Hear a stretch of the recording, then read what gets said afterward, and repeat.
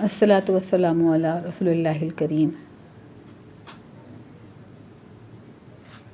اعوذ باللہ من الشیطان الرجیم، بسم اللہ الرحمن الرحیم۔ ربی ادخلنی مدخل صدق واخرجنی مخرج صدق واجعلنی من لدنک سلطانا نصیرا۔ ربی اشرح لی صدری ویسر لی امری واحلل عقدۃ من لسانی یفقہوا قولی۔ ربی یسر ولا تعسر وتمم بالخیر، ربی زدنی علما ربی زدنی علما ربی زدنی علما۔ پچھلی ویڈیو میں ہم بات کر رہے تھے کہ اللہ تعالیٰ نے فرمایا ہے کہ اور تحقیق ہم نے نصیحت کے لیے قرآن کو آسان کر دیا ہے۔ یہ 100% شیور ہے، اس کا مطلب ہے کہ قرآن کو سمجھنا، اس کو پڑھنا مشکل نہیں ہے۔ اور یہ کہنا کہ قرآن مشکل ہے، یہ ایک شیطانی وسوسہ ہے۔ ایسا کچھ بھی نہیں ہے، اور ایسا کہنا بھی نہیں چاہیے۔ کیوں نہیں کہنا چاہیے ایسا؟ کیونکہ کیا ہم ایسا کہیں گے تو کیا ہم قرآن کو جھٹلائیں گے؟ نہیں، اس کا مطلب ہے ہم قرآن کو سچا نہیں سمجھتے۔ تو اس لیے کہ ہم قرآن کو سچا سمجھتے ہیں تو ہم کہیں گے کہ قرآن کو سمجھنا آسان ہے۔ ایسا کبھی بھی نہیں کہیے گا کہ قرآن کو سمجھنا یا اس کو پڑھنا مشکل ہے، اور جب ایسا خیال آئے تو فوراً استغفر اللہ پڑھیے گا۔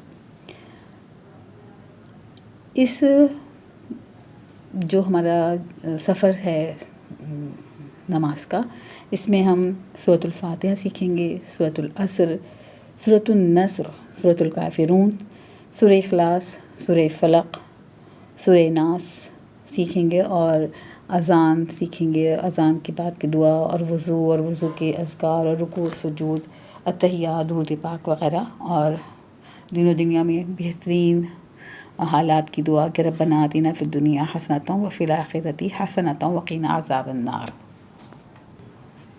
یہ سارے الفاظ سیکھیں گے، اور تقریباً یہ ایسے الفاظ ہیں جو قرآن پاک میں تقریباً 40,000 بار آئے ہیں، اور ہم نے پچھلی ویڈیو میں آپ کو بتایا تھا کہ قرآن میں جو الفاظ ہیں وہ ہیں 78,000۔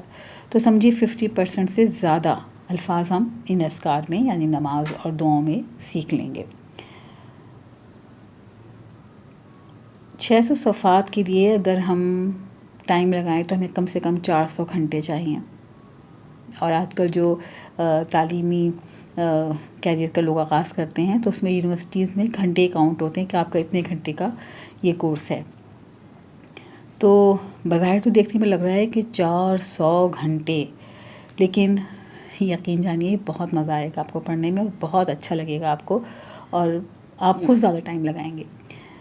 جو لوگ اس کو سیکھ لیں گے نا، سمجھ لیں گے، اور ان کو مزہ آنے لگے گا تو وہ خود زیادہ سے زیادہ اس کو وقت دیں گے۔ جو جتنا زیادہ وقت دے گا وہ اتنا ہی کامیاب ہوگا۔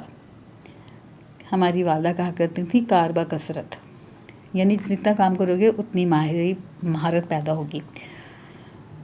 اچھا جی، اس کورس کے کچھ مقاصد ہیں، اور وہ مقاصد ہیں کہ پہلا مقصد ہمارا یہ ہے کہ یہ ثابت کرنا کہ قرآن کو سمجھنا آسان ہے۔ قرآن کو سمجھنے کا آسان طریقہ بتانا ہے، یہ دوسرا ہمارا مقصد ہے کہ اس کو کس طرح آسان طریقے سے آپ تک پہنچایا جائے، لفظی ترجمہ بھی کروایا جائے گا، اور ہم آپ کو جو نارمل لوگ ہیں وہ تو TPI کہتے ہیں اس کو، کہ اس میں آپ کا پورا فزیکل اور جسم آپ کا کاؤنٹ ہوتا ہے کہ آپ سب چیزوں کو یوز کر کے سیکھ رہے ہوتے ہیں، لیکن ہمارے جو ساتھی بصارت نہیں رکھتے لیکن بصیرت رکھتے ہیں تو وہ یقیناً دل کی آنکھوں سے وہ سب کچھ دیکھیں گے اور وہ سب کچھ کریں گے، تو یقیناً ان کو بہت مزہ آئے گا۔ تیسرا مقصد یہ ہے کہ نماز کو مؤثر طریقے سے معاف کیجیے گا، نماز کو مؤثر طریقے سے پڑھنے کا طریقہ بتانا، تاکہ نماز میں دل لگے اور خشوع و خضوع پیدا ہو، اور نماز کے اثرات ہماری زندگی میں آئیں۔ کیونکہ نماز دن میں آپ 5 بار پڑھتے ہیں تو یہ ہمارے ایمان کو تازہ کرتی ہے، برے کاموں سے بچاتی ہے۔ نماز اگر درست ہوگی تو ہماری زندگی درست ہوگی۔ نمبر 4 ہمارا مقصد یہ ہے کہ قرآن کو زندگی میں لانے کا طریقہ سمجھائیں کہ ہم قرآن کو اپنی زندگی میں کس طرح لا سکتے ہیں۔ آپ دیکھتے ہیں کہ سنتے بھی ہوں گے، دیکھتے بھی ہوں گے، بہت سارے لوگ یہ کہتے ہیں کہ بھائی آج کل کاروبار تو جھوٹ کے بغیر چلتا نہیں ہے۔ ایسا نہیں ہے، قرآن ہمیشہ کے لیے آیا ہے، قیامت تک کے لیے آیا ہے، تو اس کو ہم اپنی زندگی میں کس طرح اپلائی کریں گے یہ بھی ہم اس سے سیکھیں گے۔ پھر ہمارا 5واں مقصد ہے کہ ایمان کو مضبوط کرنا، عمل صالح کرنا اور اچھے اخلاق کی ترغیب دینا، خود بھی اچھے اخلاق کا پابند بننا اور ترغیب دینا، لوگوں کو بھی سمجھانا۔ اور سب سے آخری مقصد ہمارا یہ ہے کہ قرآن کے مضمون سے متعلق عربی بول چال کے ہم 100 جملے بنانا سیکھیں گے، ہو سکتا ہے زیادہ بھی سیکھ لیں، تو یہ ہم جملے بنانا سیکھیں گے اور اس سے ہم بہت زیادہ فن بھی کریں گے، کیونکہ میں سمجھتی ہوں کہ جب تک سنجیدگی سے آپ کام کرتے ہیں نا تو بعض اوقات آپ بور ہو جاتے ہیں، تو اس کو آپ اگر فنی بنا کر لیں، اس میں تھوڑا سا تھرل ڈال دیں، مزہ ڈال دیں، تو آپ کا کام بہت آسان ہو جاتا ہے اور آپ کو پڑھنے میں بھی بہت مزہ آتا ہے۔ تو یہ ہمارے کچھ مقاصد تھے۔ مطالعے کے بعد ہمیں کیا کرنا ہے؟ تو مطالعے کے بعد ہمیں پہلے تو دعا کرنی ہے نا کہ جو کچھ ہم پڑھ رہے ہیں اللہ پاک ہمیں اس پر عمل کرنے کی توفیق عطا فرمائے۔ پھر اپنا احتساب کرنا ہے کہ بھئی ہم کس نہج پہ کھڑے ہیں، کس پوائنٹ پر ہیں اور ہمیں کتنی اصلاح کی ضرورت ہے اپنی ذات میں۔ اور پھر ہم پلان کریں کہ جو ہمارے اندر کمیاں ہیں، خامیاں ہیں، ہم ان کو دور کریں گے اور پھر ہم اس بات کی تبلیغ بھی کریں گے، آگے بھی اس بات کو پہنچائیں گے۔ اور یہ سب کچھ ہم تصور کے ساتھ کریں گے، احساس کے ساتھ کریں گے، اور سب کچھ تصور اور احساس کے ساتھ پڑھیں گے۔